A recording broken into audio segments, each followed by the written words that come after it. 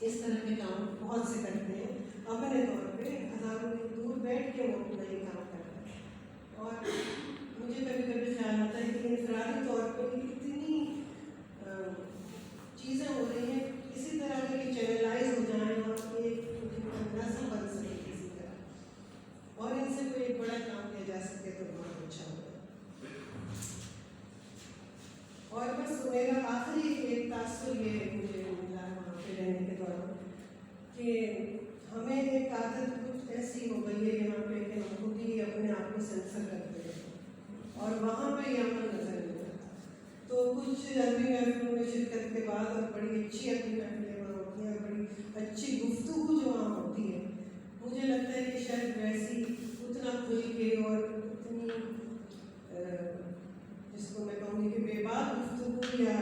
نڈر گفتگو وہاں ہوتی ہے، شاید یہاں نہیں ہوتی. یا شاید ایسا مسئلہ ہے کہ ہماری وہ جنریشن ہے کہ ہم نے معاملیت میں ہی آنکھ کھولی اور شروع سے عادت پڑی. اور وہاں